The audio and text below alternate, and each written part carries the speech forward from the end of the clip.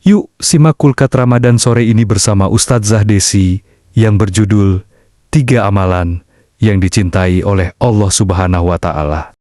Jalan-jalan ke India, tidak lupa membeli Al-Quran dan sajadah. Jadilah insan yang mulia. Jawab salam, semoga menjadi berkah. Bidayatan qobla bidayah, ibtidaan qobla ibtida. Uhayyikum tahiyatan islamiyah, tahiyatan azimatan, tahiyatan mubarakatan, tahiyatan min ahlil jannah. Aqulu fi bidayati kalami anna assalamualaikum warahmatullahi wabarakatuh. Alhamdulillah wassalatu wassalamu ala rasulillah wa ala alihi wa sahbihi wa mawala, amma ba'du. Anak-anakku, siswa-siswi SD Integral Umur Kuro yang insya Allah dirahmati oleh Allah Subhanahu wa Ta'ala. Bagaimana kabarnya hari ini? Semoga tetap semangat berpuasa ya. Pada kesempatan kali ini, Ustazah Desi akan menyampaikan kulkat berjudul 3 amalan yang paling dicintai oleh Allah Subhanahu wa Ta'ala. Kira-kira apa saja ya amalan yang paling dicintai oleh Allah Subhanahu wa Ta'ala tersebut? Al-Quran menyatakan bahwa orang yang paling mulia di sisi Allah adalah orang yang paling bertakwa. Sebagian ulama mengartikan takwa dengan menjalankan perintah-perintah Allah dan menjauhi larangan-larangannya dengan dibarengi oleh penghormatan dan rasa takut kepada Allah, mengerjakan amal solih dan menjauhi dosa. Dalam ajaran Islam, amalan cukup banyak ragamnya. Di antara amalan tersebut ternyata ada amalan yang paling dicintai oleh Allah Subhanahu wa Ta'ala. Namun sayang, amalan tersebut belum banyak orang yang mengetahuinya.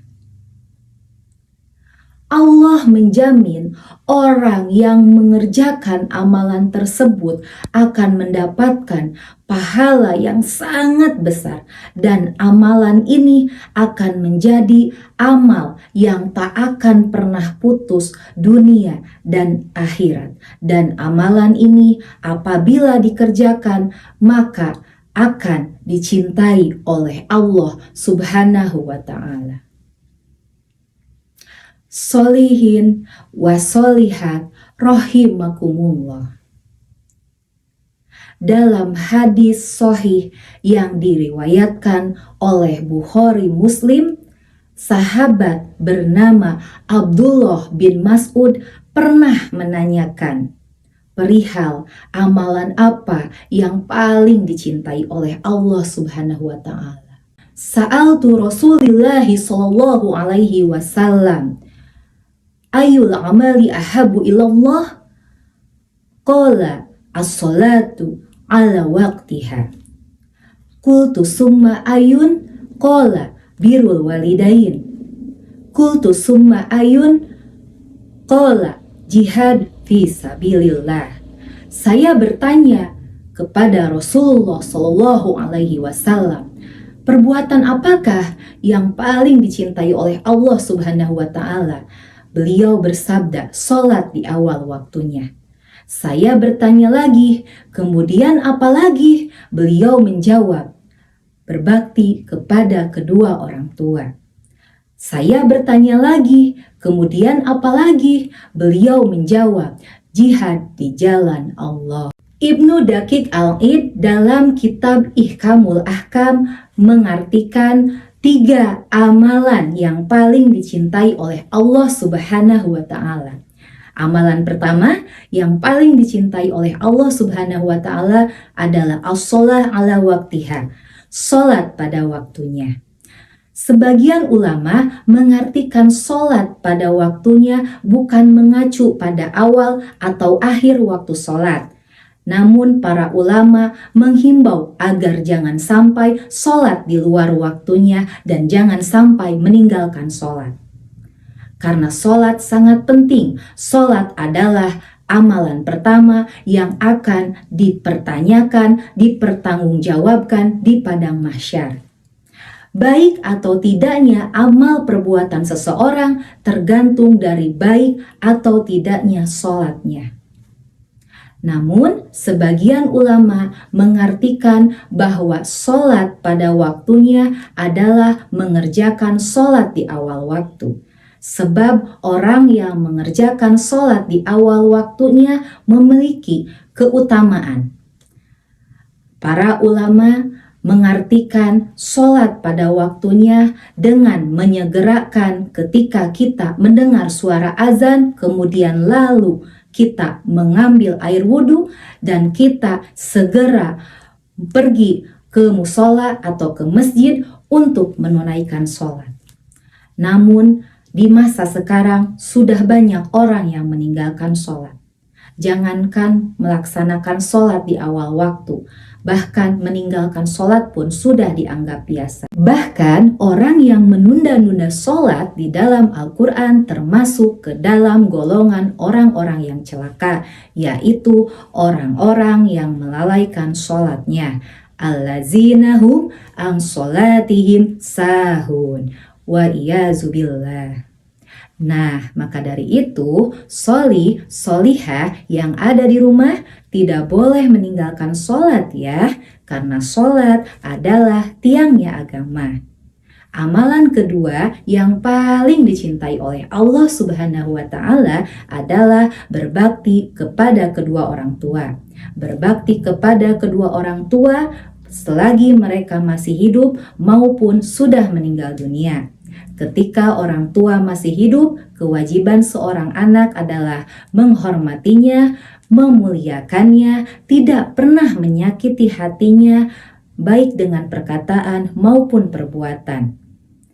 Dan ketika orang tua sudah tiada, maka kewajiban seorang anak adalah mendoakannya. Jika ada makhluk yang boleh diibadahi, maka itu adalah orang tua. Allah menjadikan orang tua sebagai orang pertama yang harus diperlakukan dengan baik setelah Allah memerintahkan manusia untuk beribadah kepadanya. Ridho Allah ada pada ridho orang tua dan murka Allah ada pada murka orang tua. Allah menyukai seseorang yang berbakti kepada kedua orang tua, terutama kepada ibu. Dalam hadis riwayat An-Nasa'i, al-jannatu tahta aqdamil ummahati. Artinya surga itu berada di bawah telapak kaki ibu. Ibu mengandung selama 9 bulan dengan kondisi yang lemah dan semakin lemah. Melahirkan kita dengan bertaruh nyawa, kemudian menyusui kita selama 2 tahun. Ayah mencari nafkah untuk memenuhi kebutuhan kita. Orang tua senantiasa memberikan yang terbaik, merawat dan menjaga kita dari kita lahir hingga dewasa. Maka dari itu anak-anakku, mari kita berbakti kepada kedua orang tua kita. Misalnya dengan membantu pekerjaannya di rumah dengan ikhlas. Allah menjamin pahala yang sama dengan melaksanakan ibadah haji dan umroh bagi orang yang berbakti kepada kedua orang tua. Dan Allah menjamin surga bagi orang yang berbakti kepada kedua orang tua. Wahai anak-anakku, sekarang jawab pertanyaan Ustazah. Apakah orang tuamu telah ridho terhadapmu? Apakah kamu ingin masuk surga?